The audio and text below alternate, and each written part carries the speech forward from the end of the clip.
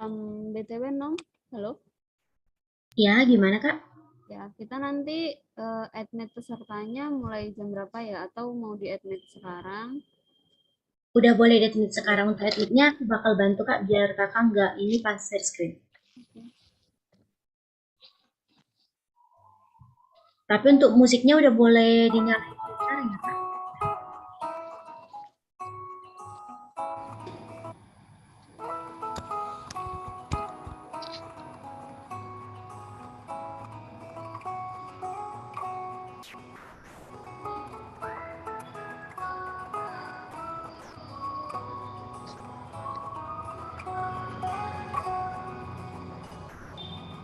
Do you recall when we were young, running from our things at once, without thinking twice? And I knew we would catch up, and that we would be the ones left behind. The stories I've been told, they never seem to leave my mind.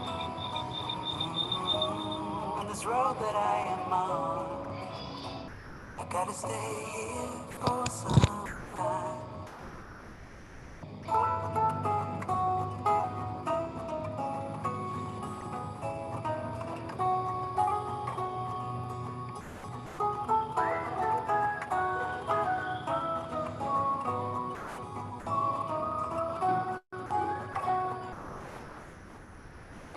Time has gone and I grew up.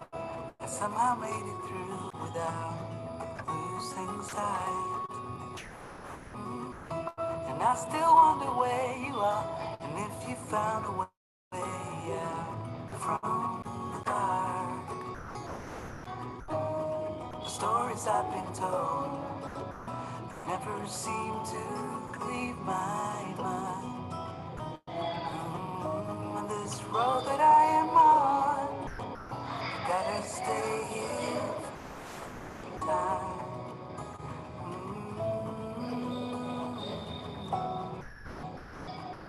Bruises they come and they go.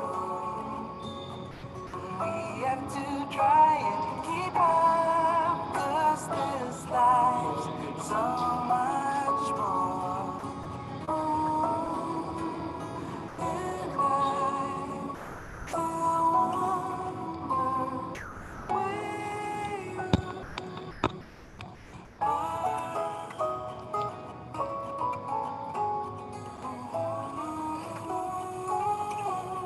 if you found a way out,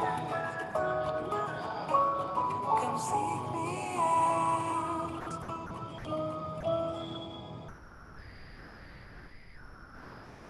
I did a lot of things. Never did I give in. Just 'cause the thought of being vulnerable made me feel less than I am. I have never hoped till you entered my door. And from that moment I knew that a home is whatever you choose. That's the thing about the best thing I did, and I want you to know, was letting you in. From that moment I knew that you were all I need. Maybe it took just one kiss. 'Cause here in your arms I can finally let go. The rest of the world is outside when you make sure I'm all you is. Maybe it takes just one kiss. Many years have I, many tears have out. I know that I will.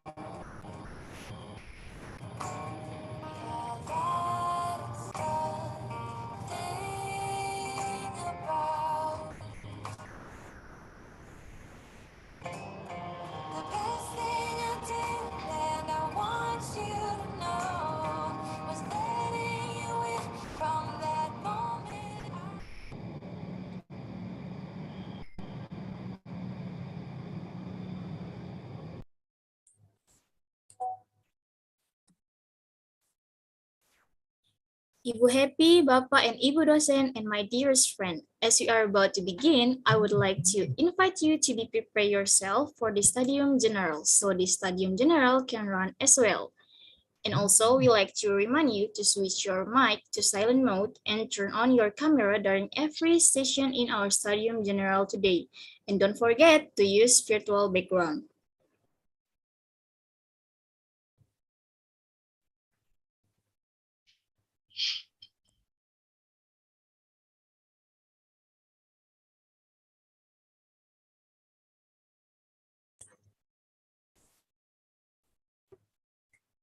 Good afternoon, lecturers, guests, and friends. Thank you for joining today's event.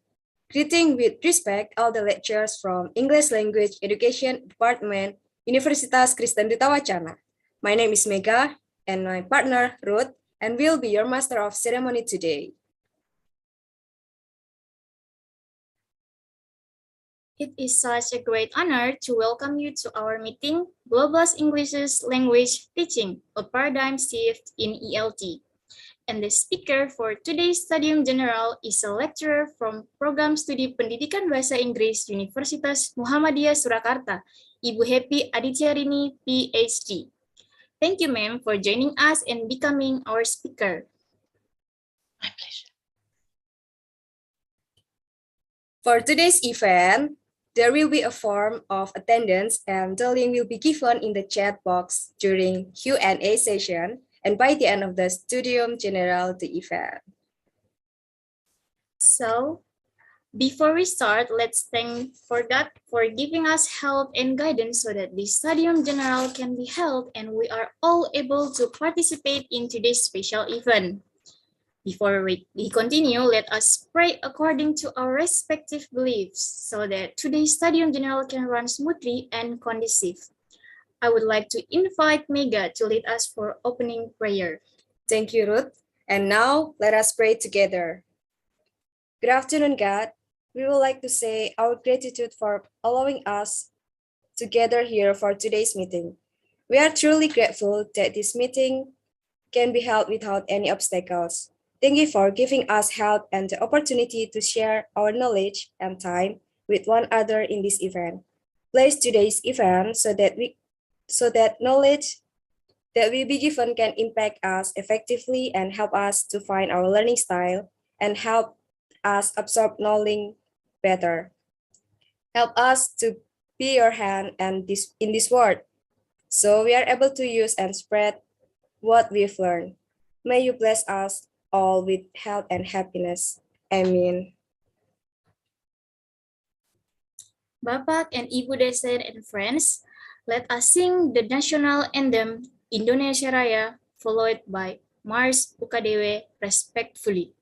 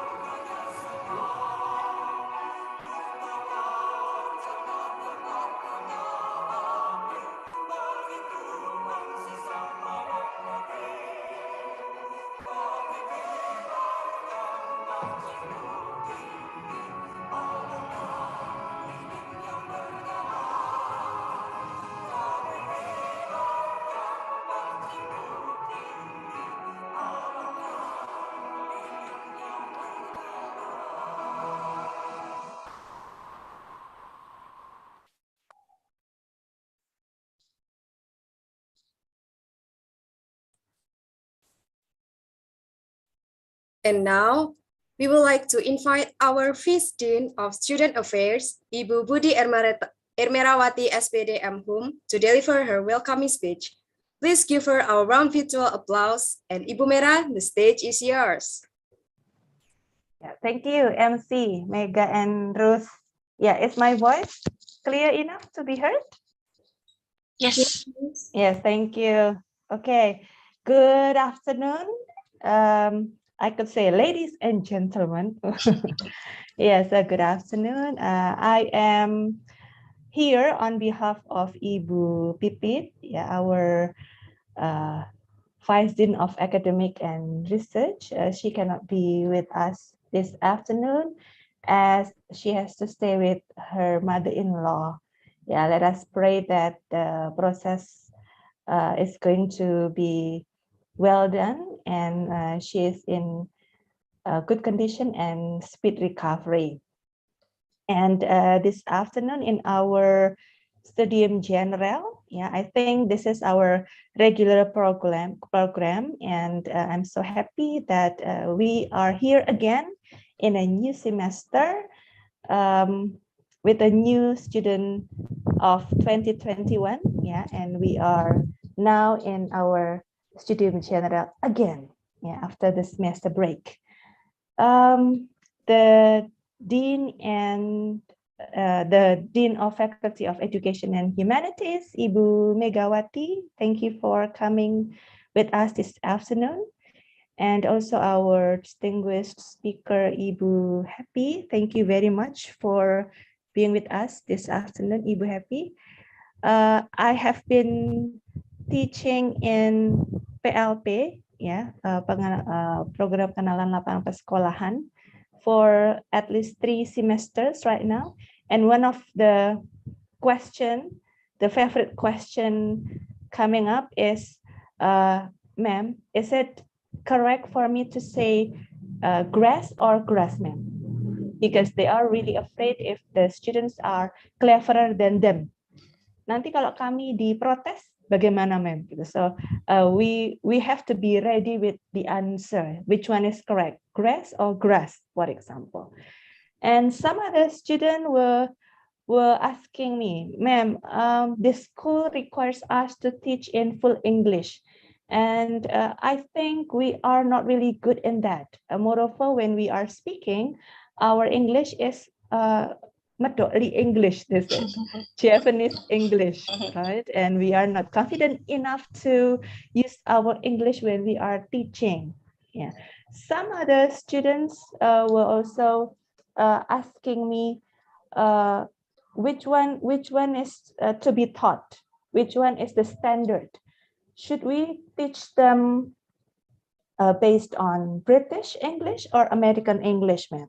So there are so many interesting questions arise in our classes, and I believe this afternoon, all of the participants, all students are also having many questions in their head regarding to the topic we are going to discuss this afternoon, right? World Englishes, global Englishes, right? And Ibu Happy is right here between us to, well, tell some stories, interesting stories. I believe she has prepared some interesting examples too. Okay, so that afterwards, after this session, all of you will have new paradigms. At least you are going to be more confident when you are going to teach English in the close time, right? Facing some students in your PLP program later, right? So you can answer when some students are asking you which English is correct and so on, right? So I guess without further ado, I will not talk for 2 SKS. Yes, so I think I'm personally I'm really interested in listening more from Ibu Happy, and I believe students feel the same way too.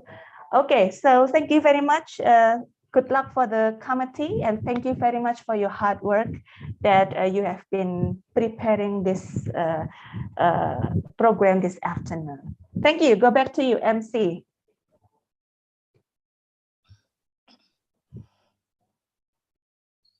Thank you, Memira. Thank you, Memira, for the welcoming speech. From now on the next session will be moderated by Winta Hayu Pramesti. Kahayu, the time is yours.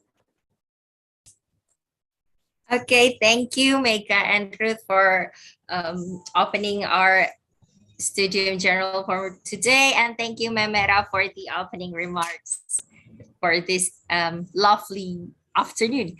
So, friends, welcome. Lecturers, welcome. For today's our Studium General titled Global English's Language Teaching, a paradigm shift in ELT, or English language teaching. Our speaker for today is Ibu Happy Adityarini, PhD. Ibu Happy Adityarini is now a lecturer at English language education in Universitas Muhammadiyah Yogyakarta, Surakarta, sorry, in Surakarta. It's kind of similar. Yeah. Yeah. We are like For sibling actually.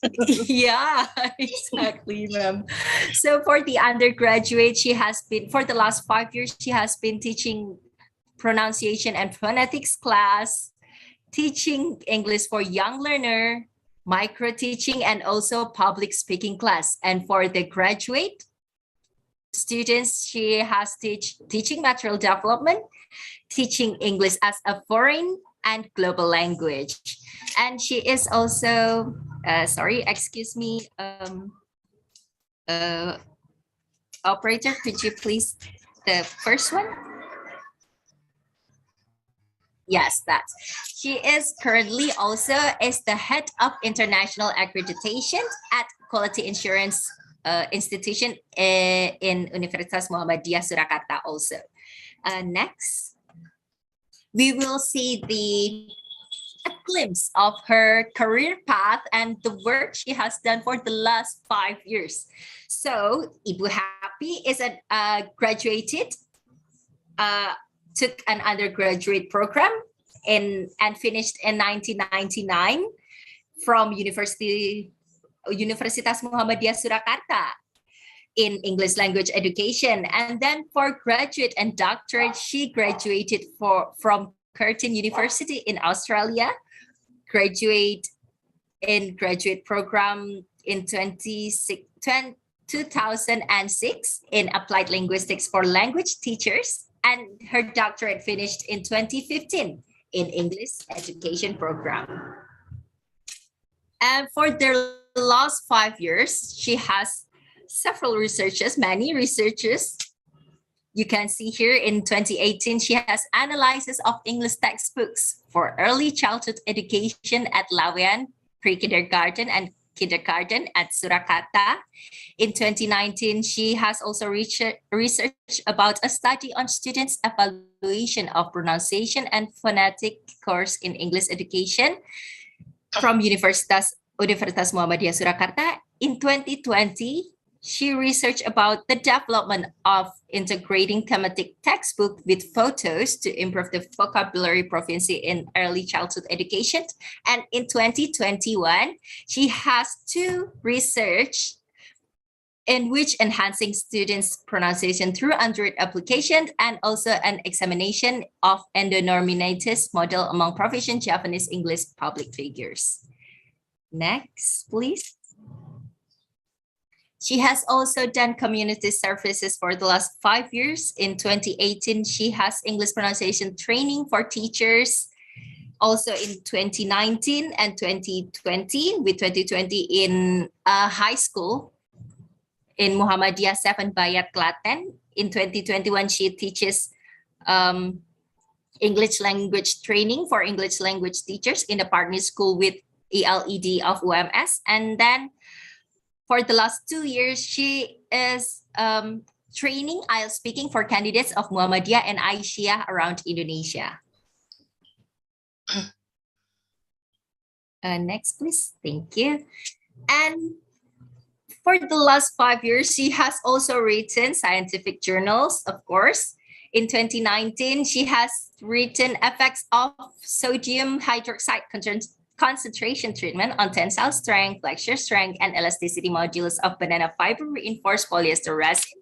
In 2019, she has also written about how do international non-Muslim students at Islamic University in Indonesia cope with the culture shock during their studies. And in 2020, she has written 2 scientific journals. The first one would be the representation of world Englishes and cultural themes in senior high school, and also the eligibility of Panduan Materi Agama as an English textbook in early childhood education. And in 2021, she has also written the student's perspective on the use of Iqra method in pronunciation and phonetic course. She has also written books for the last 5 years, everyone. In 2028, she has written Japanese English, Alternative Strategy for Increasing Speaking Skill, and 2019 Pronunciation and Phonetics. Both are published by Muhammadiyah University Press. She has also ownership of copyright 2 for 2020, which is an information system of mymobility.ums.ac.id, and also the book she has written, Pronunciation and Phonetics book, and in 2021, a learning video for critical analysis on literatures. Wow, I lost my breath there for a second because she has done so many works in the last 5 years. Wow, that is so cool, ma'am. Keren sekali, Ibu Happy. Wah, nah. Now, we have learned about a small part of her career path and her works for the last 5 years. We can see that she is focusing on ELT. Am I right, Ibu Happy? Yes, Because that's correct. Yeah, I see your bio, and then wow, she is really your community service, your research, your scientific journals, all mostly focused on ELT, which is what we will learn about and discussed about today. Now, friends, lecturers, without further ado, I present Ibu Happy. Ibu Happy, the screen is yours. Yeah. Thank you. Thank you, Mbak Hayu.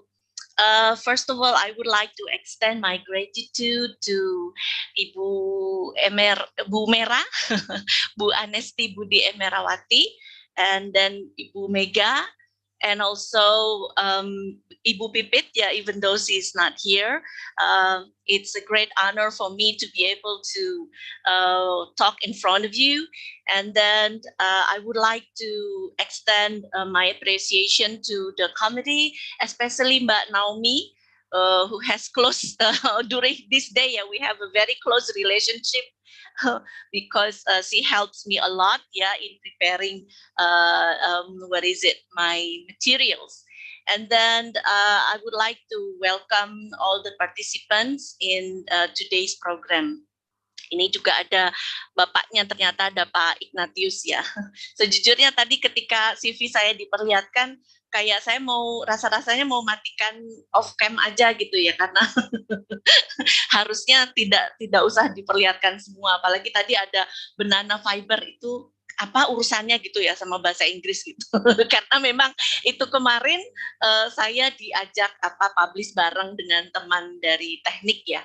Jadi terus kalau tadi yang copyright ada sistem mymobility.ums.ac.id, karena sebelumnya saya bekerja di kantor urusan internasional, jadi saya menangani program mobility. Jadi student yang mau keluar, student mau masuk, itu biasa saya yang handle. Jadi sistem itu memang dibuat untuk membuat pengarsipan ya antara student masuk dan keluar itu lebih mudah. Okay, without any further ado, because time flies, so I would like to start my presentation.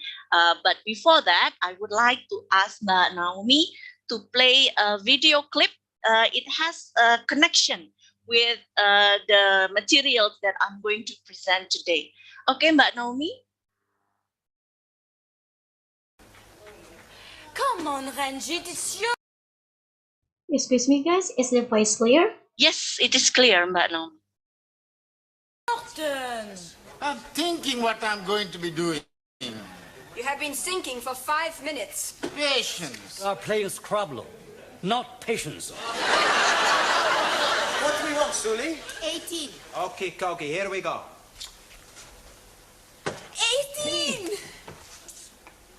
19! 20! Hey, bullseyes to win, huh? Very good, bravo! Right, it's your turn now, Zoltan. Okay. Hey, attention. Zoltan is throwing. Un momentito, un momentito.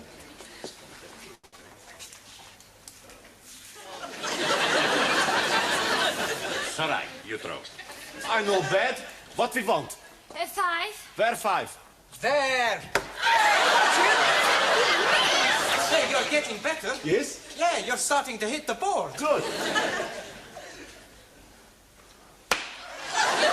What happened? You're supposed to throw it forwards and not backwards. Where is it?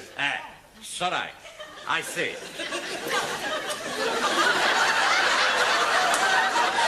Pardon. Oh, dearie me. It's a good thing you were wearing a tie, Miss Ranjit, otherwise you would have gone straight through your head. We must have time limit. Come. Ah, I'm getting a good one. Sugar. No good. Quel idiot! Sugar is not spelled S-H-U-G-A-R. I'm thinking you are mistaken. You damn fool. Everybody knows sugar is spelled with 2 G's. We win! One game, Juan? We not have time. Mr. Brown, he be here pretty pronto. You frighten you ruse. I beat you blinded fool. Righty-ho. Let's see you get double the top with your eyes closed. Easy, easy. Closed. A 1, a 2.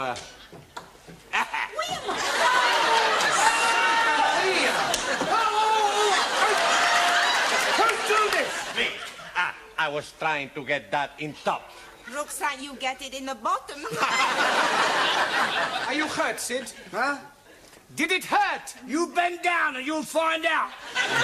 What is going on in here? Not a thing. Dart game. I beg your pardon? It was us telling her he's good at dart playing. Well, in future, Sydney, will you kindly remember that the students have more important things to do? Do you get my point? Yeah, I've got his point as well.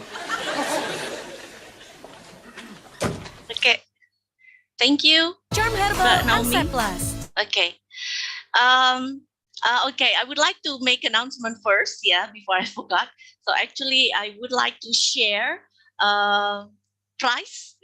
It is for top up OVO 25,000 per student. during my presentation, you could ask my question, you could answer my question, then I will transfer, top up your OVO after the program finish. Okay, now we will start. After you watch the video, I want you to give your opinion about the person in the video and what language do they speak. Okay, anybody would like to answer that? Anybody? Here's a prize for you. If no one answer, I would answer.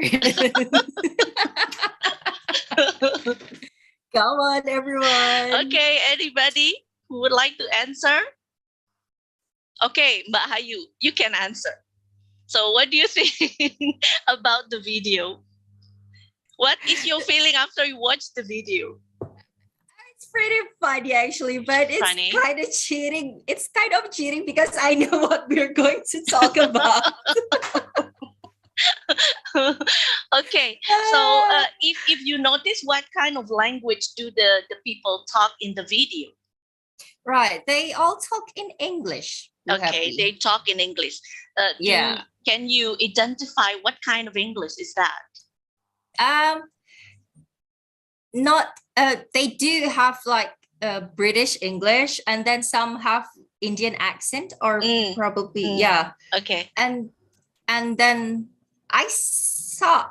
Wait, if my memory is correct, I saw also an Asian, but I can't recall her accent also. Okay. Yeah. So That's true. they basically speak English with different accents. Yeah. So basically, from that video, although it is a TV series, probably in around quite famous around 1970s. The reason why I took this video is to show to the participants that is how English is used nowadays. I mean, before Miss Court entered the class, the situation there, a lot of the native speakers talk among themselves. They talk with each other using English, but they bring their own color. So this is actually what happened with English, how English is used nowadays. Now I would like to continue with my presentation. Allow me to share my PPT.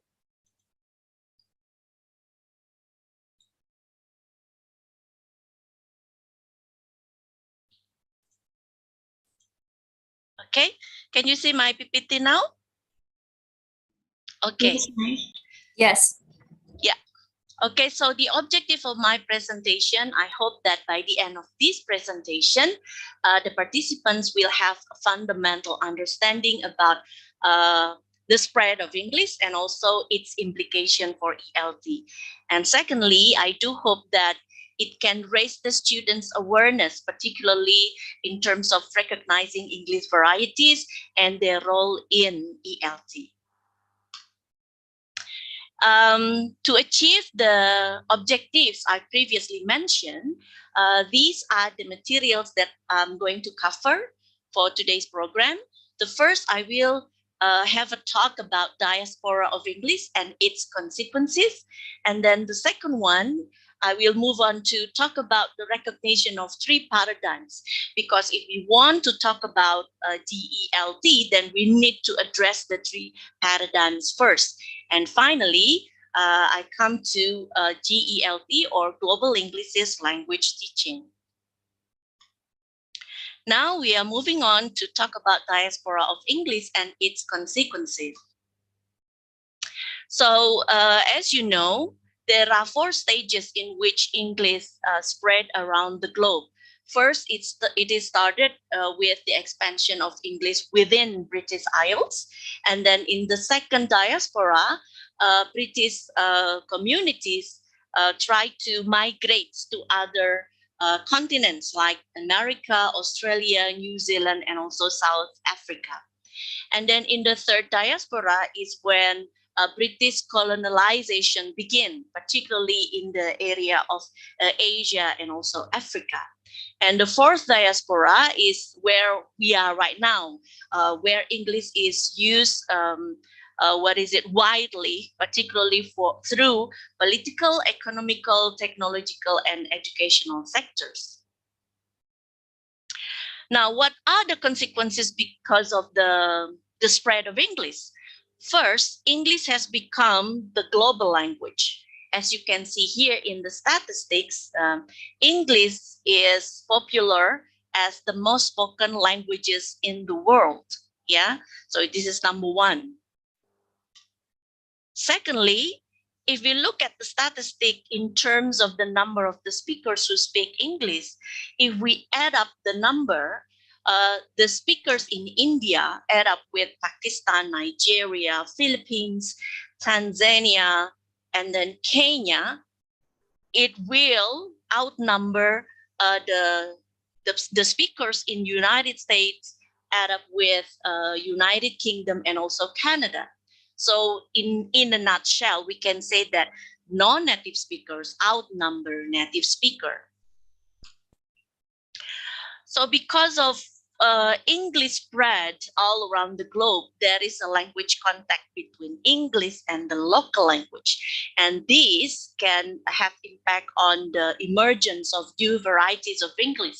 So right now, we know Indian English, we know Korea English. Although you can probably have a debate around this, but in the view of global English, this one is possible, including Japanese English, or Bu Merah tadi bilang ya, medok English, but in reality it happened. And to be honest, there are also continuum regarding the varieties of English and also Indonesian English. Now, this is another question in which you can, get a chance to get a prize, yeah?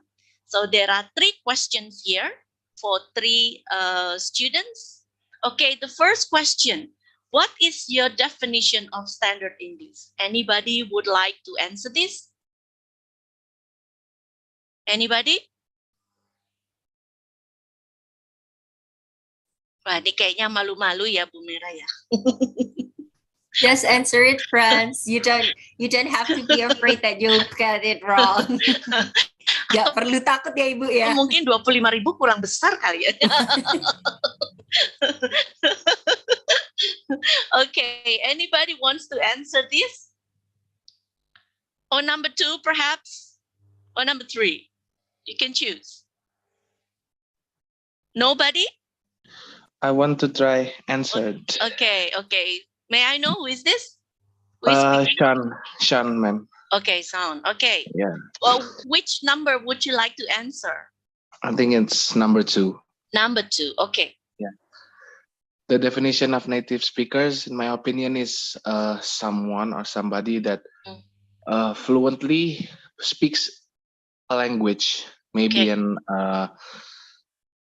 English or maybe Italian or any language, but they're speaking like fluently and they're studied about the language more. Okay. Like that. Yeah. Thank you, Sean.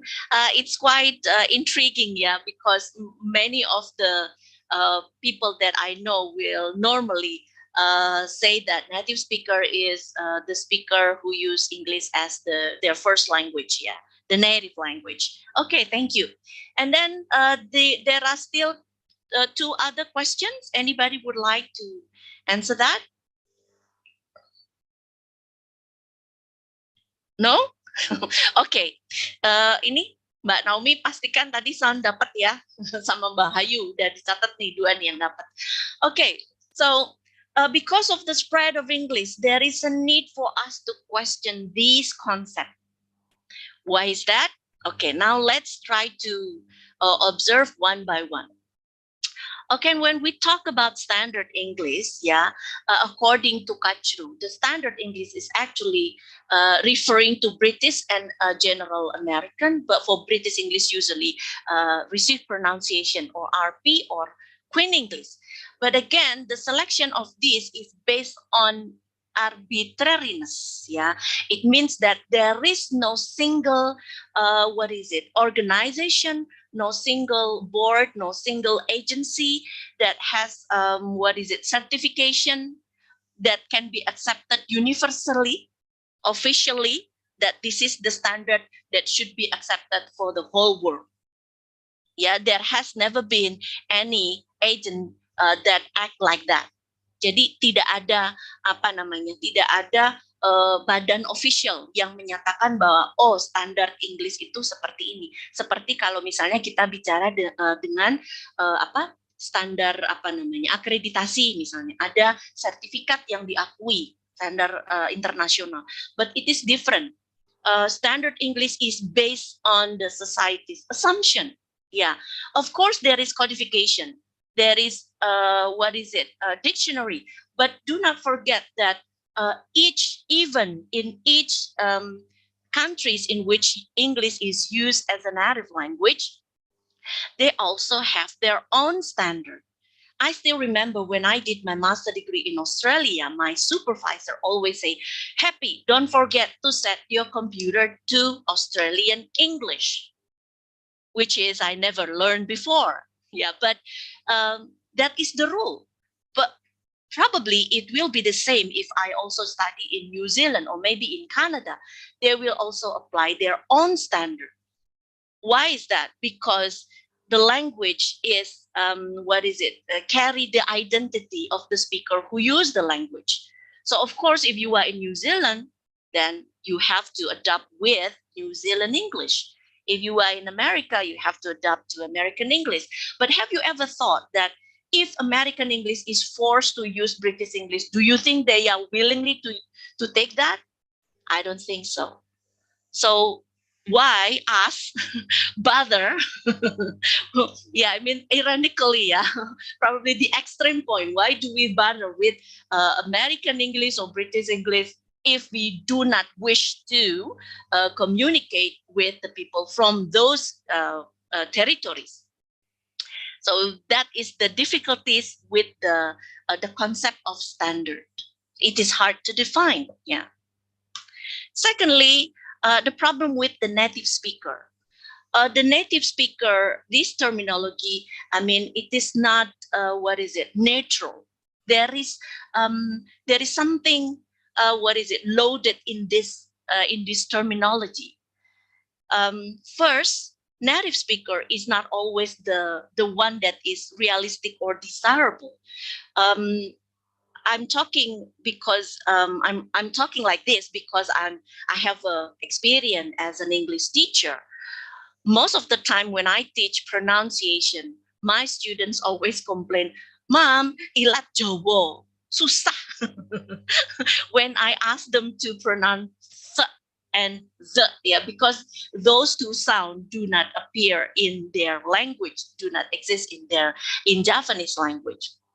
And in some cases, there are research done by Jenkins and other scholars, yeah, particularly those who are interested in English as international language and also English as a lingua franca. It is said that the students do not wish to acquire native speakers because it is hard, yeah, and to what extent do they wish to communicate with them? I mean, we can see from the statistic, the native speakers, the non-native speakers outnumber the native speakers. So there are huge possibilities that the students will communicate with non-native speakers other than native speakers. And then there is also research showing that native speakers not always correspond to what is being called as intelligible. Sometimes non-native speakers can also represent what is intelligible. And the concept of native speakers here, as I said earlier, it is more like we are feeling inferior than the native speakers. The native speakers has more power, prestige, yeah, prestige. So whatsoever, even though you are very fluent in English, because you were born non-native, then you will not be always considered as native speakers. So this term is quite disappointing at some point, discouraging at some point. So because of that, do you know what other term that commonly used in the paradigm of world Englishes or English as international language or English as a lingua franca? Can anybody answer this? This can also apply to Bapak Ibu dosen. Pak Ignatius barangkali?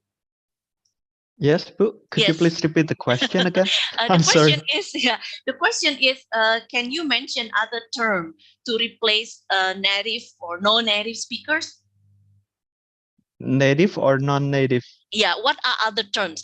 If we want to avoid these terminologies, because the terminology somehow can create a position that underestimate us as a competent English users. Yes. So what kind of terminologies that we can use? Okay. So probably L1 speaker, like English as the first language speaker Yes. and English as a second language Yes, speaker. that's true, Pak Ignatius. Thank you.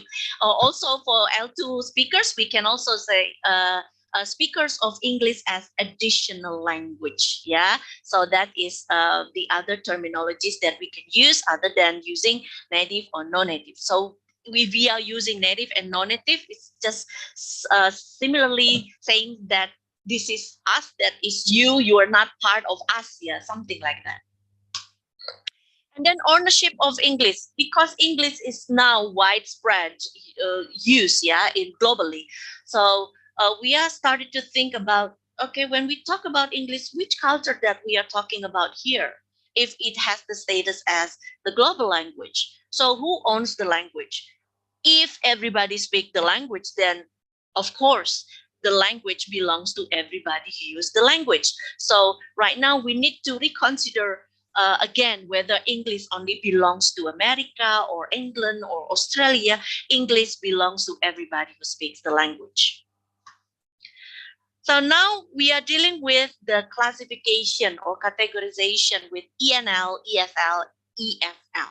This is quite similar with native and non-native I previously mentioned. There is a problem with these terminologies, these divisions, these categories. First, we realize right now there are so many varieties of English exist even within English as native language. So we do have Canada English, Australia English. And then secondly, we also need to consider whether Pidgin and also Creoles fit with these categories. Pidgin is the language contact, in this context is the contact between English and also the local language. For this kind of situation, ENL, ESL, and EFL certainly do not have a place for Pidgins and Creoles. Creoles is the Pidgin that has already have the native speakers. And the other problem with these categories is that sometimes in ENL, there are also ESL speakers, and the other way around. In ESL territories, there are also ENL speakers. So there is no clear cut whether ENL and ESL is really, quite definite, And the last one, this concept is basically based on the monolingualism communities, whereas in reality, we are faced with multilingualism communities. Like, for example, in Malaysia, we do have English is spoken along with Malay and also Mandarin and also Urdu, probably Hindi, and also the same thing with the other countries. And the last one, native and non-native, it just want to separate that native is superior compared to no-native speakers. So anybody wants to answer this one? Do you know other term to replace ENL, ESL, and EFL? I have already answered this actually from the previous slide. Okay, so we do not use EFL again. So if ESL is considered as coming to second, yeah, after ENL is the first position, and then ESL is the second, and then EFL, there is no chance for us to be regarded as a competent English users. Jadi kasihan deh lu ya, kasihan banget gitu. Jadi kita tuh mau IELTS-nya berapa juga tidak akan pernah bisa dibilang sebagai competent English users karena kita itu ada di posisi EFL, ESL aja datang ke kedua ya, posisi kedua, apalagi kita gitu. Jadi istilah INL, ESL, EFL ini agak sensitif rupanya kalau itu dipergunakan dalam perspektif World Englishes, AEL dan also ELS. Okay, the spread of English also inspired many scholars, yeah, to propose the models, yeah, how English is used around the world. For example, MacArthur, and then Gorlach, and then Kachru, Modiano, Gradle, and also Yano. Among these models, probably the most influential and phenomenal is popular is the one that is proposed by Kachru, which will be discussed in the following slides. Okay, now we are moving on to talk about recognition of paradigms, world Englishes, English as international language, and English as a lingua franca. So, what is world Englishes? Yeah, previously you have seen the model like this one.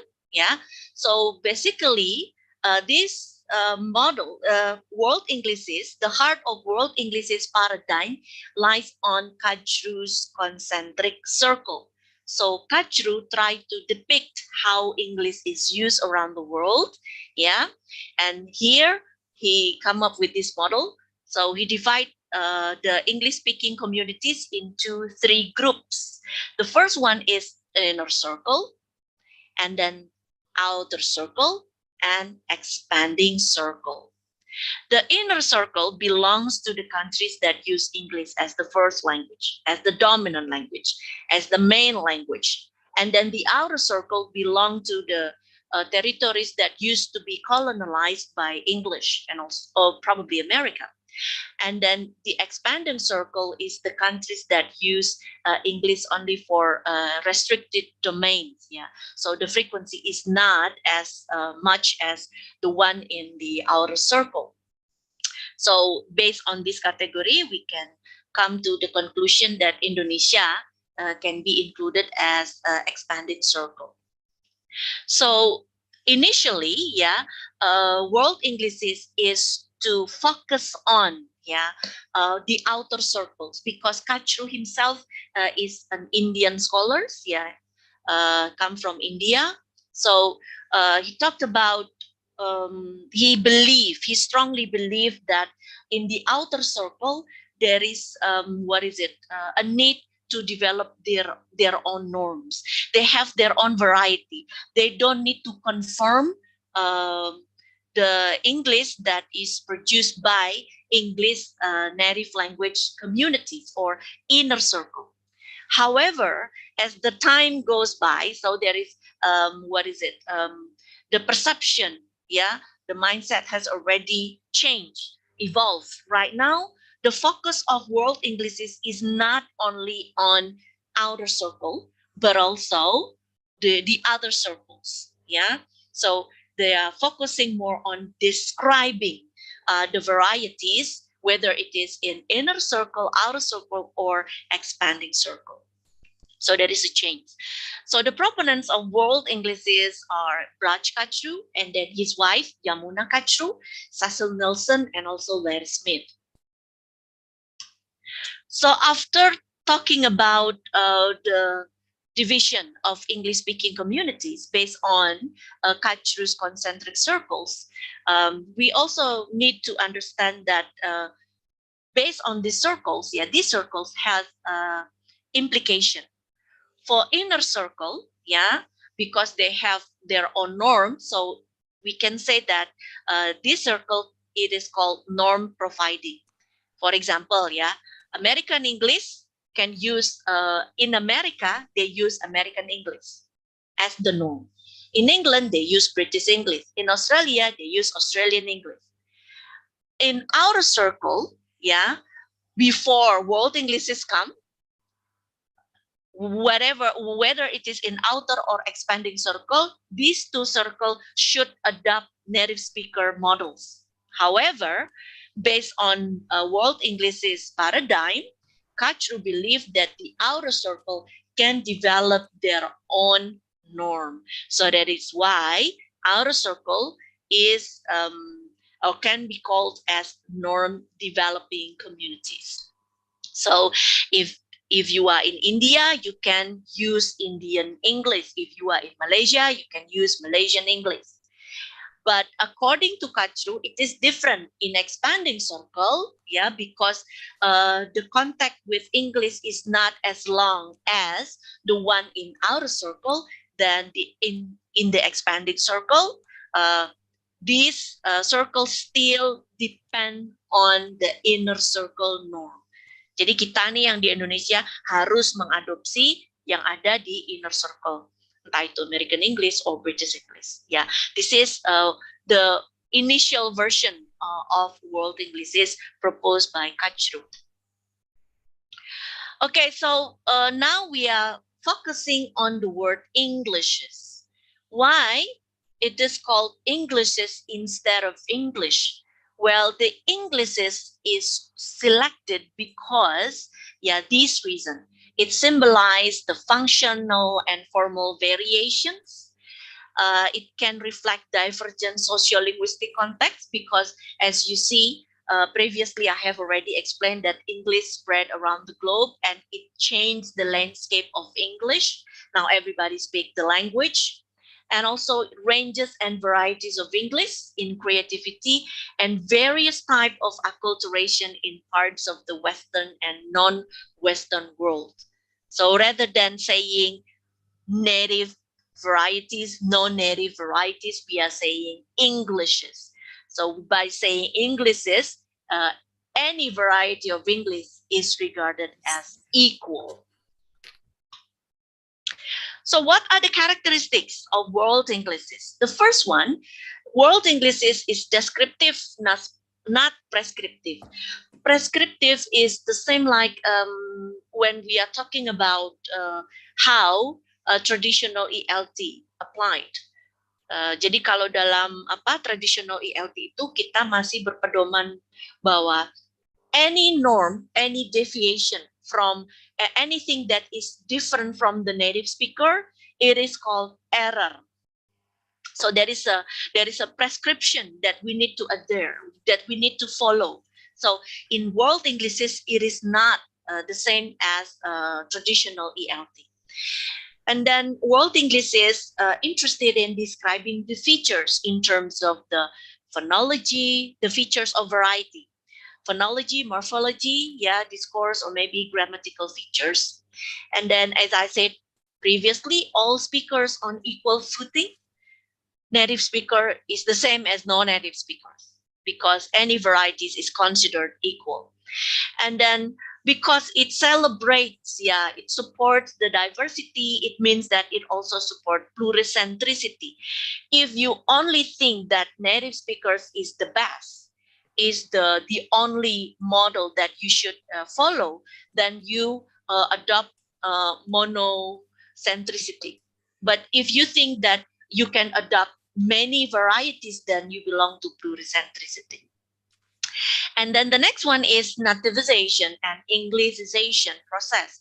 So in the varieties that emerge, one of the indicators that we can say is by looking at the nativization process and also Englishization process.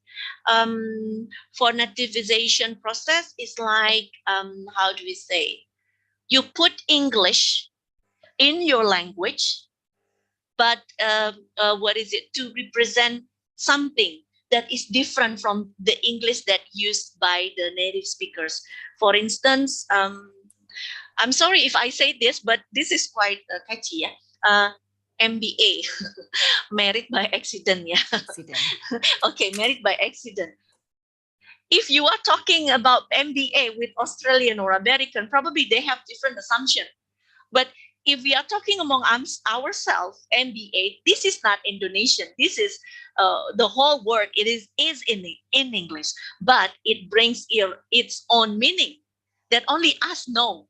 Or probably the ladies here, the students, the female students that like Korean culture.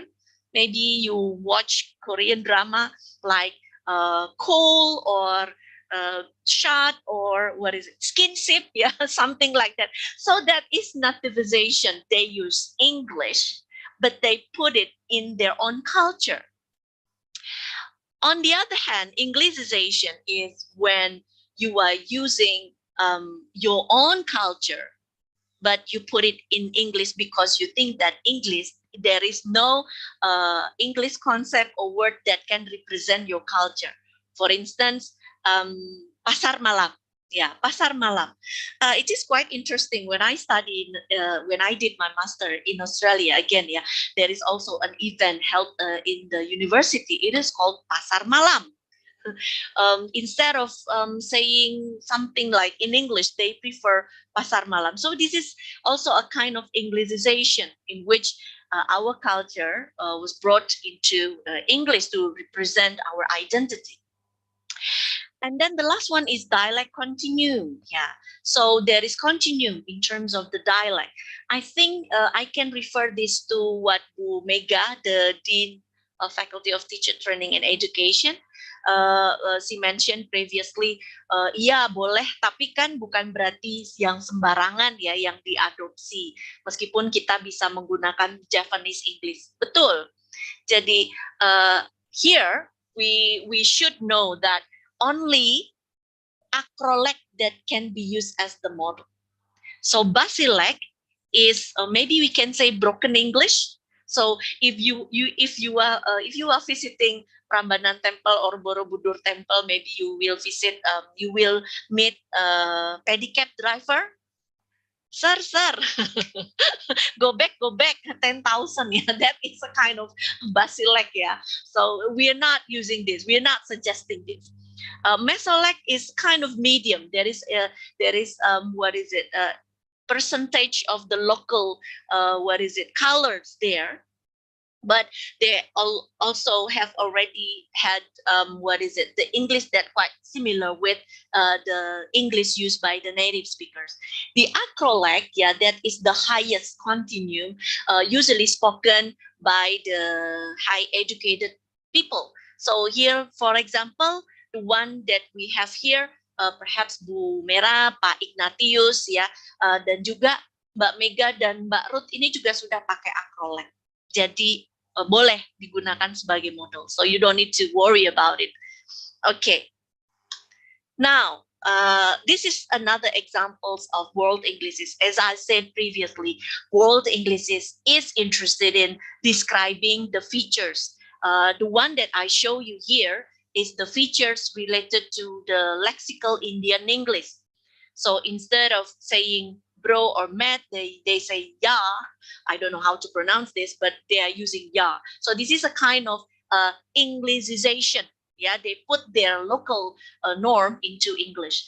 And then mention not. So when they want to say no problem, they say mention not. And then refer back if they mean to replying back to email.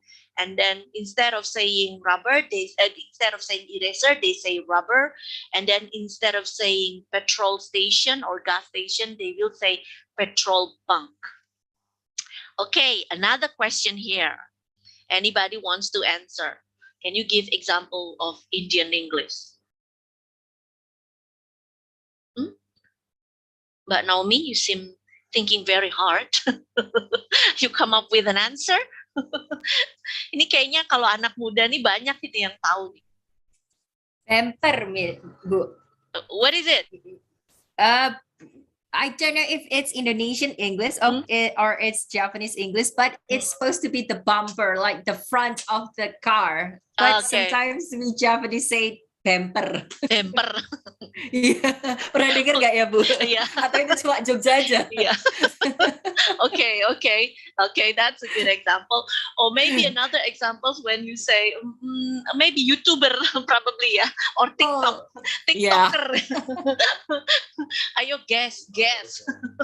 Instead of saying guys, guess, yeah, something like that. So this is another features of Indonesian English in which we tend to shorten the diphthong ya, karena seringkali diphthongnya itu disunat dari yang harusnya 2 menjadi bunyinya 1.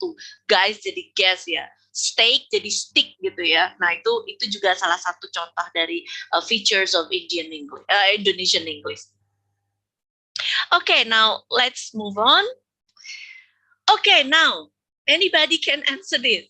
What is English as international language? Anybody?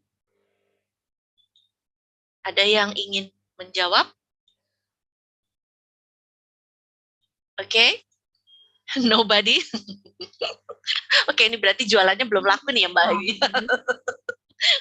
Okay, so if you recall at the beginning, Mbak Naomi has already played a video clip. Yeah, what happened there is that is English as an international language. Jadi kalau pengen tahu bentuknya apa, ya itu yang di video itu. Jadi ketika semuanya itu bicara dengan stylenya masing-masing, ya itulah English as international language. Okay, now let's try to elaborate more about what English as an international language. So when we talked about world Englishes, we are dealing with concentric circles. Yeah, we become familiar with the terminologies of inner circle, outer circles, and expanding circles. English as an international language concerns with the interaction, regardless which the circles or the speakers are from. So they are interested more on the communication rather than the nationality. Yeah, that is English as an international language. So do not say that English as international language is American English. No. British English. No. That is not English as an international language. It does not relate to any specific countries. Jadi kalau dibilang in short ya, English as an international language ya, gado-gado ya itu tadi bentuknya. Ya pokoknya bahasa Inggris yang dipakai dari orang dengan berbagai macam background, itulah English as international language. So who are the proponents? The proponents of English as an international language are Sandra Lee McKay and then Fazard Sarifian, Aya Matsuda, Nobuyuki Hino, and then Willy Renandia. Yeah. So these are just among a few of many proponents of English as international language. So what are the characteristics? Yeah, as long as the paradigm do not regard native speakers as the superior than non-native speakers, then it is called descriptive. Yeah, it is reforming EFL, ESL models because native speakers no longer has the regarded as the most powerful figure. Yeah, and then dictate everything. Yeah, and then it is used by the people, no matter which circles they are from. And in English as international language, any varieties are regarded as equal. And because it supports the diversity, then it is support pluricentricity. And English as international language usually used to communicate one's ideas and culture. If it is used English as international language, although the name implies international, but it is not always used in international context. Yeah, for instance, intranational context. For instance, if there are speakers that come from multilingual societies, like in Malaysia, perhaps, yeah, or even us, yeah, then it is called English as international language. Okay, After talking about the second paradigms, now we are moving on to the last paradigm, that is English as a lingua franca.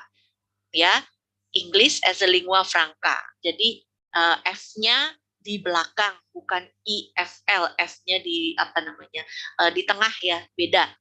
So compared to English as international language, English as a lingua franca only concern with the interaction among the speakers that use English as additional language. Jadi kalau yang tadi EIL itu dia tertarik pada semua circles ya, entah itu native maupun non-native, tidak jadi masalah. Tapi kalau ILF hanya tertarik di speakers yang use English as additional language. Okay, in the video clip before Miss Court enter the class, then it is ELF. But after Miss Court enter the class, then it becomes EIL, yeah? Okay, the proponents of the ELF are Jennifer Jenkins, Barbara Sedelhofer, Andy Kirkpatrick. Nih, Andy Kirkpatrick dosen saya dulu waktu S2 yang juga menginspirasi saya dalam banyak hal ya. Kemudian Alicia Kogo, and then Martin Dewey, Luke Prodromo, and David Ditterding. So what are the characteristics of English as a lingua franca?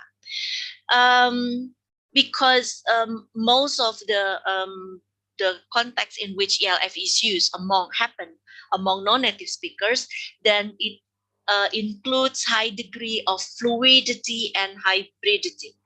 Jadi di sini maksudnya itu beda dengan traditional ELT di mana segala sesuatunya itu harus saklek ikut normnya native speaker. Tapi kalau ini tidak. Jadi mengikuti partisipan yang terlibat di situ. Makanya dikatakan high degree of fluidity and hybridity. Hybridity itu maksudnya bisa jadi ketika speakernya itu berbicara, dia membawa culture-nya dia. And for this one, I think I also experienced this again when I had a chance to study in Australia in my class. Yeah, before my lecturer come, we usually have a discussion, have a chat, yeah. And then my friends coming from Malaysia, Singapore, and then Hong Kong, Taiwan, and also from Oman. It is quite interesting. When we are talking, we do not care much about the grammar and the pronunciation. However, the communication can run well. And then sometimes, before I finish my sentence, they have already known what I'm talking about. So it is more fluid, it is more relaxing compared to when I'm talking to the Australian speakers. Yeah, I need to concern more about the grammar, the tenses, and also the pronunciation. Yeah, for example, when they say code itu ya, they say code, but I could say code to my friends from Taiwan or Hong Kong. They already know what I mean. Yeah, so it's more relaxing at a certain point. And then focus on outer and expanding, as I said, because it is more the interaction of non-native speakers. And then all speakers on equal footing, yeah, because this is against the prescriptivism, yeah. So everybody is regarded as equal. Support pluricentricity and diversity, yes, because in ELF, as you can also see from the video, everybody can bring their own culture. And then depend on the specific communication context, yeah. So here, maybe ELF can be found like, for example, in Instagram, the people who share similar hobbies or interests, yeah, they will develop this ELF interaction. Or maybe the communication among lecturers, yeah, from different countries in a certain symposium or seminar, yeah. This is also examples of communication context. Not necessarily geographically located, still related with the communication context. And then linguistic innovation. Interestingly, when ELF took place, they usually, if we notice that there will be features that are common, shared among the speakers. I will show you examples of this one. And in ELF, there is also pragmatic communication strategies that developed by the speakers, like, for example, accommodation and also code switching. So this is examples of ELF core, common core, So ELF core here, lingua franca core, is basically based on Jennifer Jenkins' work, So she investigated the speakers, the non-native speakers, interaction, and she come up with the common core. So as you can see here, there are differences with EFL. So in EFL, if we are going to teach our students to communicate with the native speakers, then all consonants are considered important.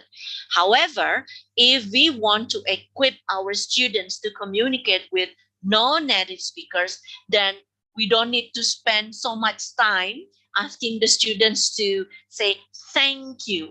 Thank you is okay instead of thank you. And then father is okay instead of father. So this is what Jennifer Jenkins trying to share to us, how is it to be lingua franca core. Okay, this is another examples of how the speakers in ELF use accommodation strategies. Jadi di sini ada excerpt percakapan antara Isabel from Portuguese, Nana from Japanese, and also Anna from Italy. They are talking about idiom on the same boat, but Nana seems to be not really sure whether she's saying the correct idiom. However, the other participant tried to to save her face, mencoba untuk membantu, accommodate apa yang akan dikatakan oleh Nana, sehingga komunikasi itu bisa berjalan. So these kind of strategies that we need to develop, especially when we want to communicate with the speakers that use English as additional language. Now, almost the end, we come to talk about global English's language teaching. So we start with the definition of global Englishes. So what is global Englishes? Global Englishes is basically the umbrella term. So previously we have addressed world Englishes, English as international language, and English as a lingua franca. And global English is covering all of those, including translanguaging and also plurilingualism. Translanguaging is accommodating if it is applied in in education, accommodating the students' native language in the process of the teaching. So English only policy does not apply to this global Englishes. And then the proponents of GELT is Heath Rose, Nicola Galloway, and Takuya Numajiri.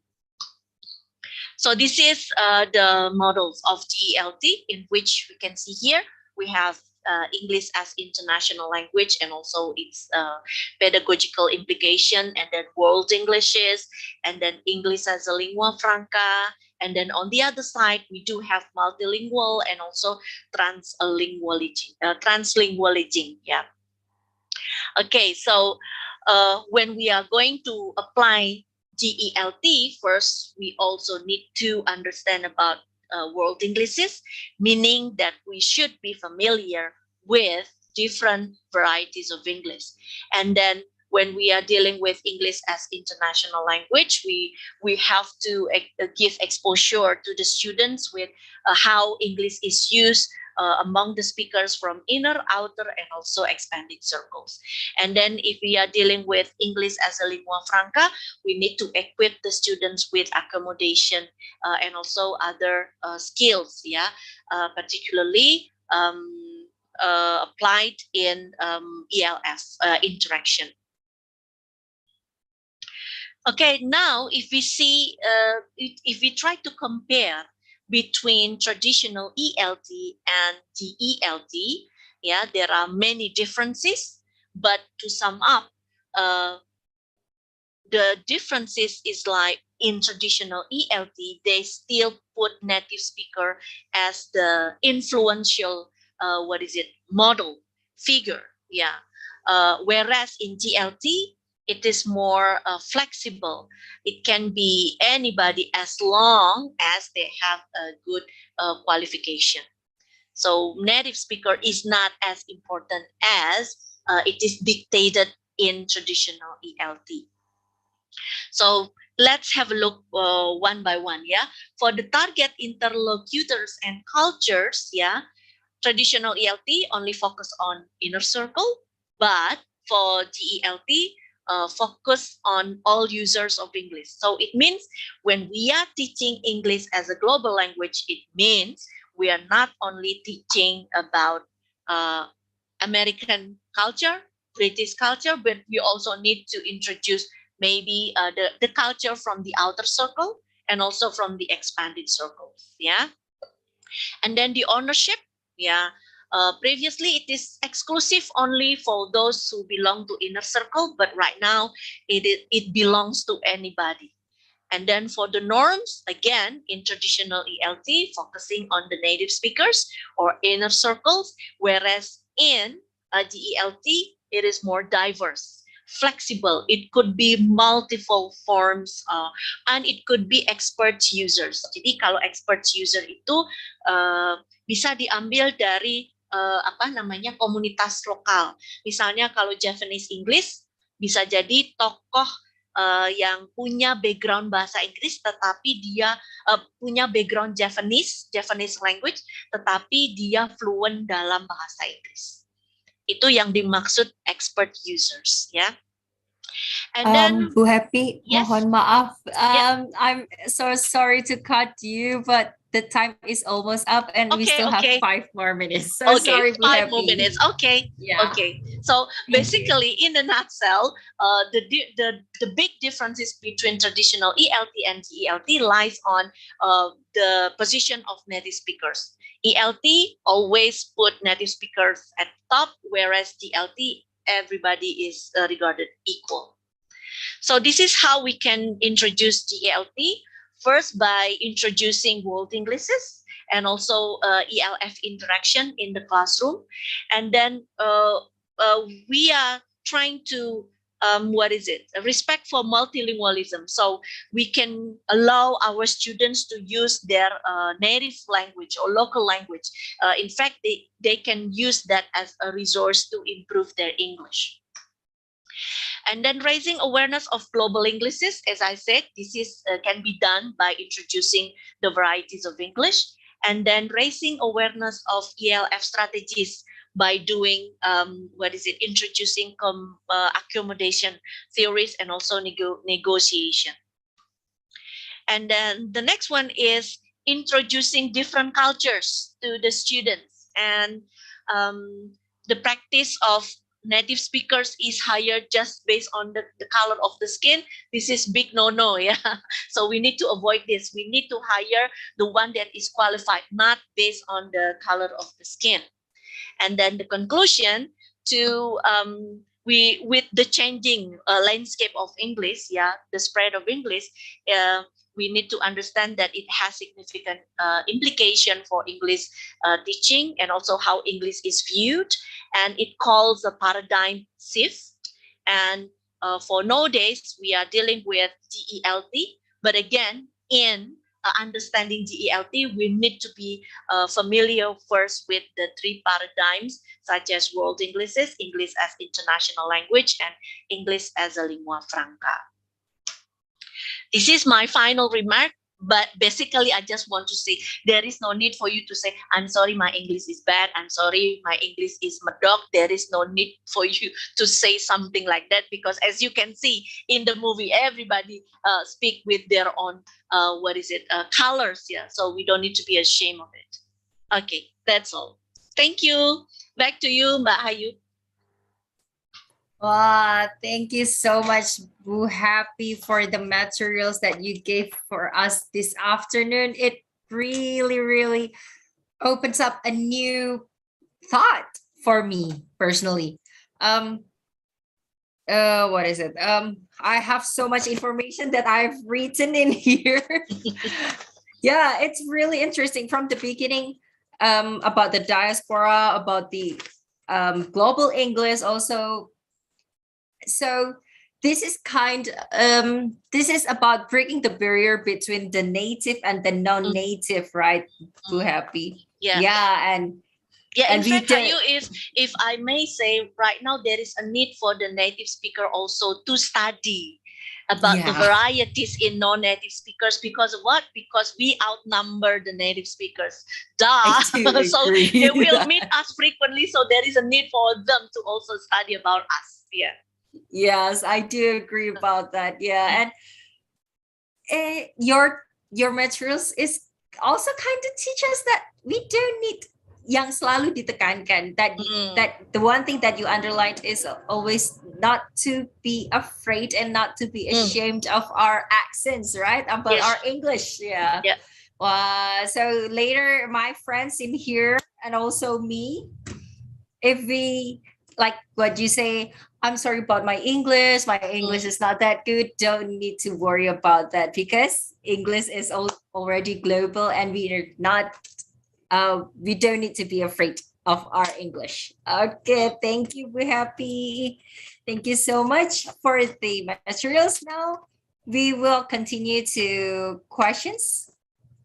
I think we already have one from Bumera.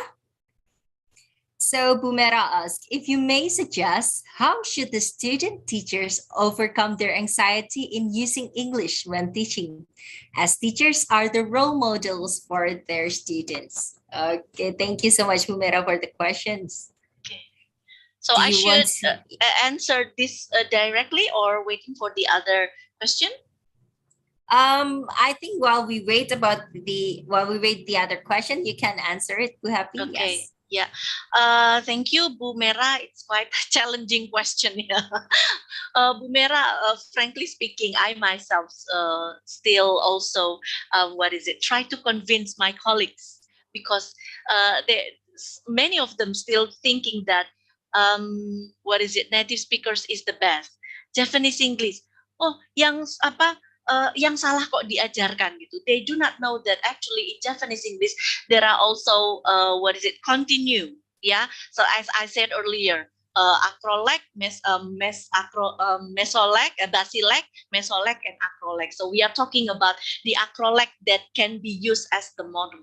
So how to overcome the anxiety? So first we should start with ourselves first. So do not say that, I'm sorry, my English is bad. You should be confident with yourself. And then secondly, maybe if I become the teacher, I will show to the students that the video or maybe the interaction among non-native speakers, show them that they speak with their own style. So why can you? I mean, you can also do that. There is no reason for you not to be able to do that. There is no need for you to be able to mimicking native speaker to be able to speak English. See them, have a look at them. They are able to speak using English, and the communication runs smoothly. So there's nothing to be afraid of. So probably instead of directly showing native speakers models. Yeah, we try to motivate them or build their self-confidence by giving exposure of interaction among non-native speakers. So they know, they will realize that, oh yeah, they are different. So I can also be different. Yeah, there's nothing wrong with me. So what is it? There is no shame to be. You can also say Japanese English. That's okay as long as it is intelligible. Jadi sekarang saya juga sudah mulai menurunkan standar ya. Tadinya kayaknya setengah mati. Ayo sekarang ucapkan thank you gitu. Tetapi itu tidak perlu gitu ya. Ternyata yang sekarang itu lebih dipentingkan ke intelligibility rather than mimicking native speakers ya. Tapi ya itu tadi tetap harus dijaga level keberpahamannya. Jadi tidak bisa juga seperti yang Bu Mega bilang, broken English lah dipakai, enggak. Kita tetap harus pakai yang level acrolek ini karena ini yang sudah terbukti lebih internationally accepted begitu. Ya, I hope I answer Bu Mera's question ya. Yes, you did. Thank you, Bu. Thank you. So sorry, friends.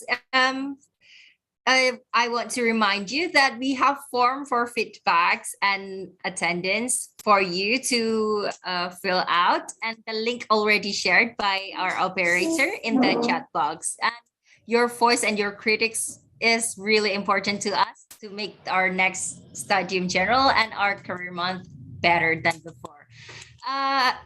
I want to continue about the question that Mera has and the answer that you already told us about, Bu Happy, about the acrolec. So earlier you said that every country has their own English standard, and the one thing that the model that we should yang kita bisa ubah gitu ya, yang adopt itu kan acrolec. I was thinking like if the country has their own standard, berarti batasannya itu hanya di acrolec. Tapi bagaimana? What about Japanese English and other Englishes like from Africa and then from Australia and all those countries that has like yang menurut kita nggak masuk akal tapi menurut mereka masuk akal. Can it be? Apakah itu bisa masuk ke bagian ke acrolecnya gitu? Okay, thank you for the question, Bahayu. So actually, the phenomena of Basilec, Mesolec, and also Acrolec happens in every varieties of English. It is unfortunate that not so many researchers interested in investigating this area. I myself try to find out the features of Japanese English spoken by prominent public figures. Jadi sekarang saya sedang nguliti ya, memang agak karena Indonesia itu kan negara yang quite diverse ya. So we cannot assume that acrolecnya Japanese ini kepake di Sulawesi, nggak bisa juga. So I think they have their own expert users of English. So they have their own dialect continuum. So because I work in the Japanese setting, yeah. So I'm interested in investigating what are the phonological features of Japanese English spoken by Japanese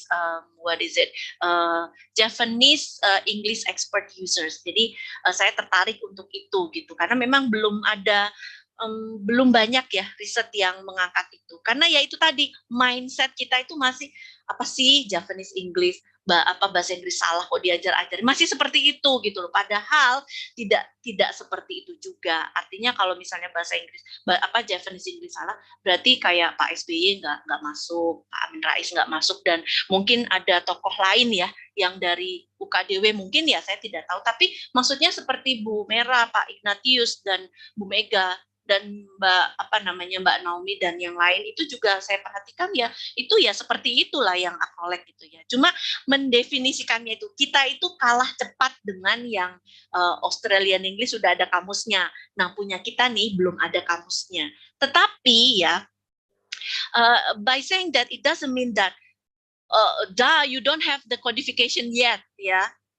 So we cannot put that into standard. But once we think about the varieties of English, it doesn't mean that it's just like when we are talking about the birth of a new baby, yeah, a new baby born, yeah. Even though there is no certificate of a birth certificate yet, but we still need to admit that the baby already born, right? The same thing as variety, it's already exists there. We just do not want to recognize it. Itu persoalannya. Jadi kan kalau ada yang bilang emang ada Japanese English, nah itu berarti nggak gaul. Ya ada, kita inilah sebenarnya yang bicara. Cuma saja memang kita itu quite sensitif dengan yang namanya aksen. Kita tuh ngejudge biasanya berdasarkan aksen. Tapi kalau kita lihat sebenarnya varieties itu udah ada. Kan tidak juga seperti bayi yang lahir ya. Oh, ada sertifikat bayinya dulu baru kita akui bayi itu ada gitu kan, nggak seperti itu. Sebenarnya kita sudah pakai, tapi karena kita tidak begitu memperhatikan, kita seperti tidak mengakui bahwa kita sebenarnya pakai itu gitu loh. Kenapa tidak mengakui? Ya memang belum ada risetnya. Belum banyak yang tertarik ke hal itu karena mindset kita masih menganggap itu tuh salah gitu. Jadi masih meletakkan itu di posisi bawah. Padahal English as a global language, global language gitu loh. Semua itu sama. Sekarang posisinya sama. Bahkan native speaker pun diminta untuk belajar tentang non-native speaker gitu loh. Jadi kita tuh sekarang equal footing, berada pada tataran yang sama. Gitu. Mbak Hayu ya. I don't know whether I answer your question. It answered clearly, Ibu Happy. And jadi apa ya, terbuka bahwa ini berarti perannya kita mahasiswa. This is our part as a college students. And later we will, some of us will be working as teachers, lecturers, and those and researchers, researchers, writers. Abundant of topics that need to be explored and investigated. Because our country is quite rich of culture, so we are different. Perhaps we can produce many varieties of English within our own country. Right. Dan itu tugasnya kami nantinya yang akan mengembangkan dan masuk. Mengembangkan culture itu ya. Okay, thank you Bu Happy for answering my question. We have a question for Pak Endar. Pak Endar. Aduh, saya jadi deg-degan ini Pak Endar. No. Thank you very much for the very inspiring and eye-opening presentation, Bu Happy. Yes, I'm actually one of your supporter, and I'm sorry that I didn't type my question in the chat box because it's a question in the making. So, because as I said, I'm actually one of your supporter in this view, and several times I avowed in some of my classes, I believe, I often said that I'm actually not a speaker of American English or British English or the other varieties of English, but probably I'm a speaker of Indonesian English or perhaps Indonesian Japanese English. So that's a statement that I made several times in the classes. And talking about the features of Indonesian English, and you also mentioned about intelligibility as one of the characteristic that we need to focus on when teaching English in Indonesia, for example. When we are teaching Indonesian migrant workers who are going to work abroad in Malaysia, for example, I think it's gonna make sense if we expose them to Malaysian English, for example. But then another problem might arise when we are teaching students from, let's say, general English class. I mean, like when we are teaching probably like grammar or maybe speaking, it's gonna be a bit problematic to emphasize the notion of intelligibility. So probably, Bu Happy, could you share your tips of how to teach speaking or maybe like other skills to Indonesian future teachers. Okay. Thank you, Babe. Thank you Pak Endar for the question. Wah ini berat ini, heavy. Kayak saya berat badan, heavy question. But anyway, I think it's the question that arise from the real experience ya Pak Endar ya. Okay, so again, when we are teaching, we need to focus on the students' aims or goals. Sometimes we are requesting to teach the students that wants to go overseas, like for instance, to study abroad in America or in Australia. Then we need to introduce them to the the standard American English or standard Australian English.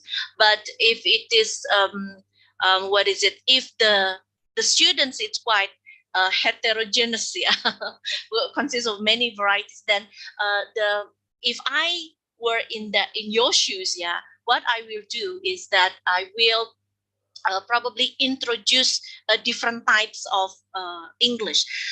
Intelligibility can be achieved when we are familiar with with what we usually hear. Yeah, so we can also try to focus on the interaction among non-native speakers. We can also try to introduce lingua franca core. I think right now there are some research done by David Titarding focusing on Asian lingua franca core. You can also try to introduce that one to the students too. But I think there are so many ways that you can do in terms of improving the students' intelligibility. Jadi kayaknya memang banyak cara untuk bisa meningkatkan intelligibility. Kalau yang tadi grammar pun juga sebenarnya tidak harus satu, Pak Endar. Artinya kalau misalnya di American English, grammarnya mungkin agak beda dengan yang British English dan bahkan mungkin Australian English. Jadi terus sekarang mesti gimana? Ya nggak harus satu. Memang kalau global English harus gado-gado ngajarinya. Semua diajarin memang. Jadi kalau kita sekarang ngajarin listening, ajarkanlah macam-macam varieties of English. Ambil dari inner, outer, expanding, masukkan. Kemudian kalau misalnya tadi grammar itu juga sama.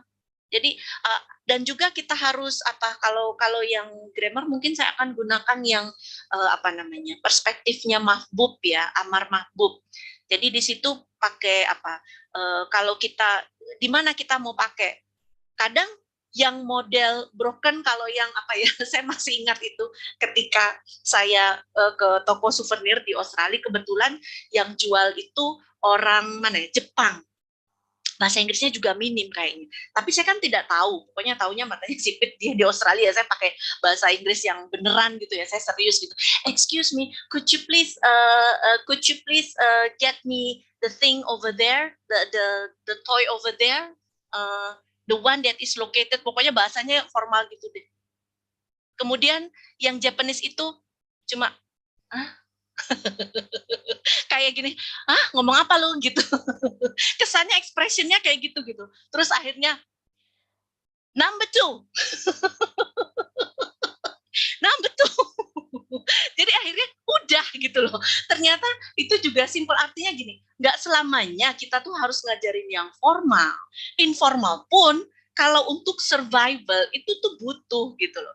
Ada juga teman saya yang sekolah di Amerika itu datang ke Kentucky Fried Chicken atau California Fried Chicken, saya lupa lah. Pokoknya ketika masuk dia ngomong gitu kan, terus itu di mungkin pronunciation-nya gimana, tapi dia merasa tuh grammarnya udah oke, pronunciation-nya udah oke, tapi waiternya tuh cuma mengernyitkan ini gitu ya. Kayaknya lu ngomong apa sih? Terus akhirnya dia bilang number 2. Terus akhirnya datang gitu ordernya. So there are occasion in which we don't need to be to be strict with the rules ya. Itulah keajaiban dari English as a lingua franca or English as international language. It is not prescriptive, it is more descriptive, fluid. There is hybridity there gitu. Jadi itu mungkin Pak Endar saya tidak tahu nih apakah saya menjawab pertanyaannya Pak Endar ya. Tapi memang intelligible itu kayak seolah masih abstrak gitu ya. Kesannya memang seperti masih abstrak. Tapi salah satu jalannya ya mungkin kita bisa mulai dengan mendengarkan ini dulu. Karena kalau dia mendengarkan terus mungkin di satu waktu dia juga bisa imitate gitu. Karena kan ini untuk keperluan accommodation tadi ya. Ketika ELF interaction itu perlu accommodation application of accommodation theory juga. Itu Pak Endar. Thank you, Ibu. Ya, thank you Pak Endar. Wah, finally I have followers. Because not so many that realize that this is actually what happening right now. We are still saying that EFL gitu. Okay, back to you, Thank Mbak you so Hayu. much. Yeah, thank you so much, Pak Endar, for the question, and Bu Happy for the response. I'm sure my friends and I'm sure my friends still has so many questions. I myself still have so many questions, but unfortunately our time is almost over. So we will continue to our questions for quizzes, if it's okay with you. We happy? Yes, that's fine. So this is the question from the committee, right? Exactly. Yes. This is for the committee. This is from the committee. So, friends, get ready. Prepare your ears. Prepare your memories for the first questions. For the first question. So, earlier,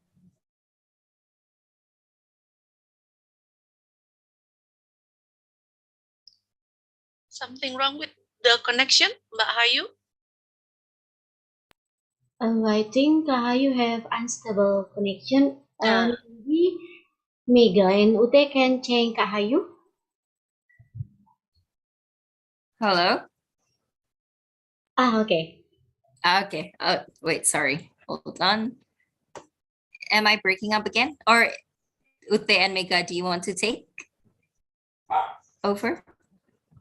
Okay, so Bu Happy already explained that the most spoken language in the world in this year, of course, it's English language, right?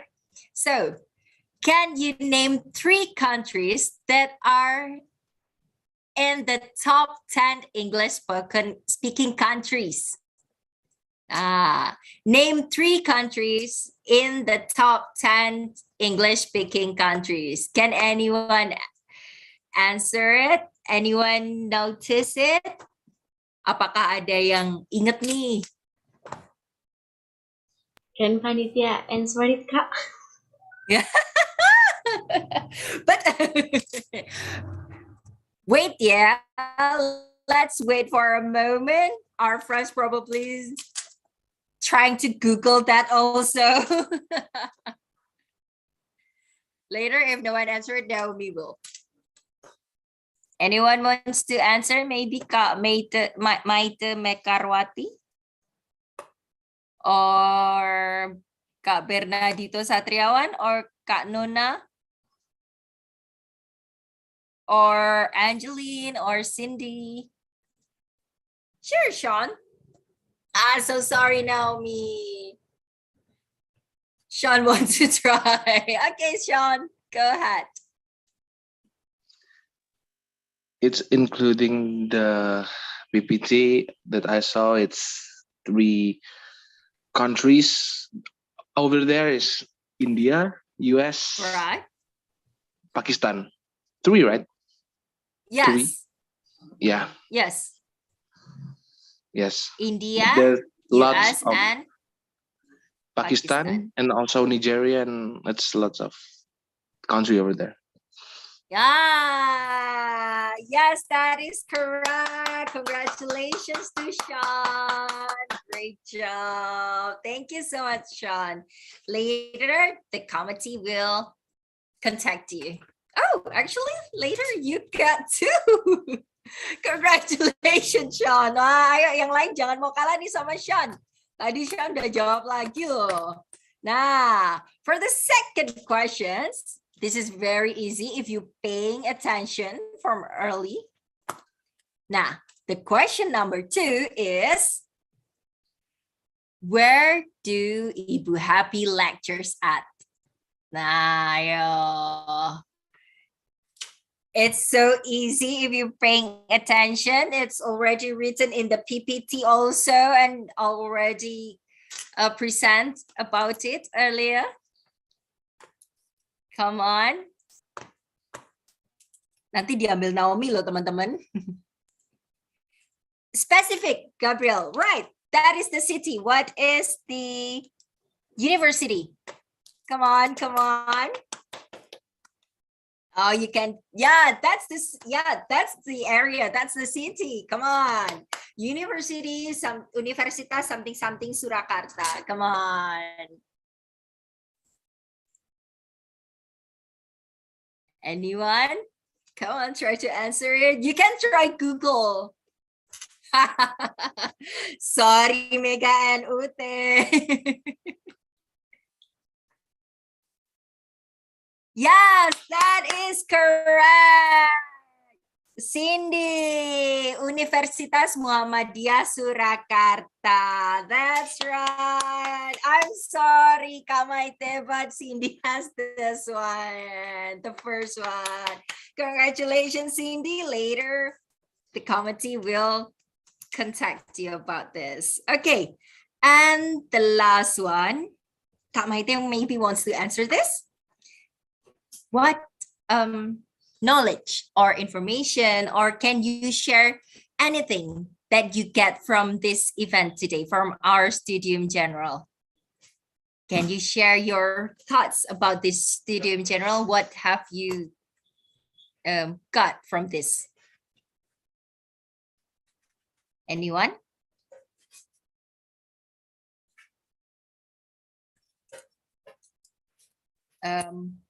Apa ya? Apakah ada informasi atau pengetahuan baru yang teman-teman dapatkan dari Studium General kali ini? Boleh di-share apapun itu. Teman-teman ada yang mau share? It's still part of the question, by the way. You will still get a top up, friends. And don't worry about getting it wrong. It's your thoughts, it's your sharing. So there's no right or wrong. If no one wants to share, maybe the committee will answer it. Who wants to share? Who wants to share their part of their story? Ada nggak nih? Come on. Oh, from Sean, I've learned about an accent and knowledge about standard English language in several countries. So you learn about that countries have their own English standard of English and the accents. Yeah. Thank you, Sean. What about anyone else? Probably standards come from public assumption, right? Kak Maite, can we give this one to Kak Maite? How do we say your name? I'm sorry. I probably butchered your name. Maite, it's okay. Okay, Kak Maite. Yeah. Okay, so Kak Maite learned what Kak Maite has learned about this from this Studium General is that standard comes from public assumption, which Ma'am Ibu Happy present about it in earlier. Yeah, standard English based on social assumption. Right. Thank you, Kak Maite. Later, the committee will contact you. Committee, can you please ask Kak Maite about numbers that we can contact? Okay. So that's all the questions for today. Thank you everyone for participating on the questions. Thank you everyone for answering also Ibu Happy's questions. Later, you will get the committee will contact you and give you the, what is it? The bukti. Now, friends, I would like to remind you again that our operator has share the link for the attendance and feedback. Please take your time. Please give your, take your time to fill this out, because we want to get better in our Studium General and career month, and your voice is really, and your critics is really important to us. Thank you. So everyone, this is the end of the presentation and also the questions. And now I will give the screen back to Mega and Ruth. Thank you, everyone. Okay, thank you, Bu Happy Adidarini, PhD, for the insightful knowledge that you have shared today. And thank you for Kak Hayu for being our moderator, and also congratulations to all of the winner on Q&A session. You can also contact us to write down your name and your copay number for the gift. And now, friends, we are at the end of the session. And I would like to inform you again that the link of attendance and evaluation are in the chat box. We hope you will fill the form so that we can hear your opinion for today's event. And now we would like to ask everyone to open your camera and let's take the virtual photos. Show us your biggest and brightest smile. We wait for you guys. Let's open the camera. Okay, and the photo session will be led by Zoom operator.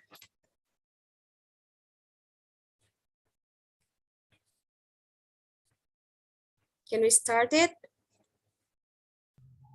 Hello everyone, can all of you open your camera please? Cindy, Steven, Mega, oh I'm sorry, Mega with today. Yeah. And Nona Manis, Jonathan and Gabriel, so that we can take a picture to our Studium General in this year. I think this is the first time in this year. And okay guys, all of you don't forget to fill the present sheet, the presents and evaluation, so that next Studium General we can make the better Studium General. Okay, Steven and Johnson, one device. Zoom operator, can I ask your help to take a picture please? Okay. Ininya teh, biar kita jelas. Yeah. 1, 2, and 3. Cheers. Okay, wait a second.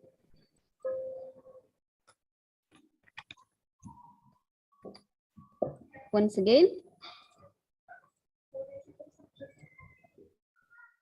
1, 2, and 3. Cheers.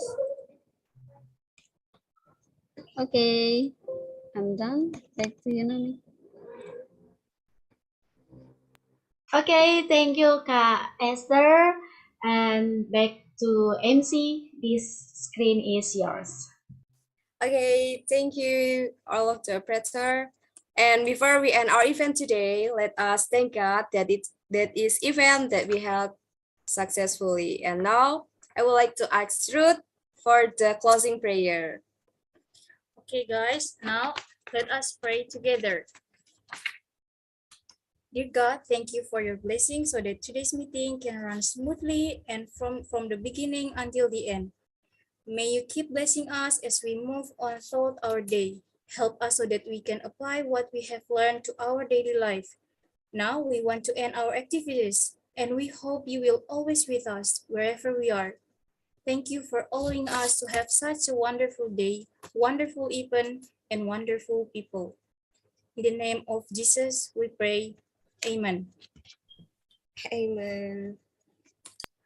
Thank you so much to all the participants that joined us today. We hope you got a lot of things from today's event to be able to understand better about yourself and your learning style.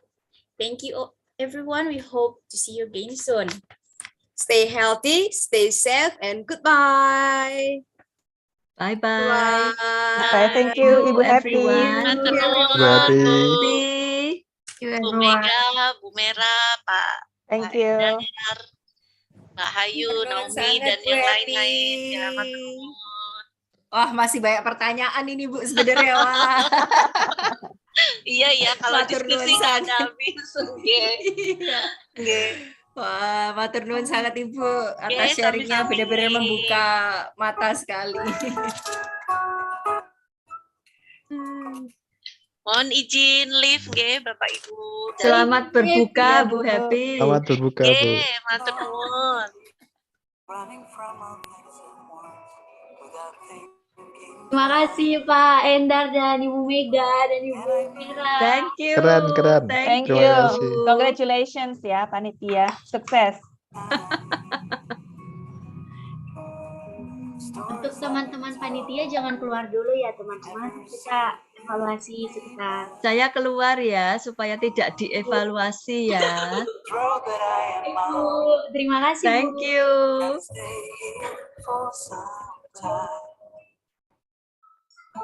Pak Esther boleh nanti. Ya, sudah semua ya? Sebentar. Bu Merah kenal Kak Maite itu enggak ya Bu Merah? Ini Aku tadi udah ngechat tapi nomor Kak. Aku tadi udah Oh, cek. udah dapat. Oh, sip, sip, Sudah. sip, Oke. sip, sip. Kalau belum saya ada nomornya sih, tapi sudah ya, Oke. sudah chat ya. Oke. Oke, ini kita sudah semua apa masih ada yang belum keluar? Sudah ya? Oke. Sudah, Bu. Oke.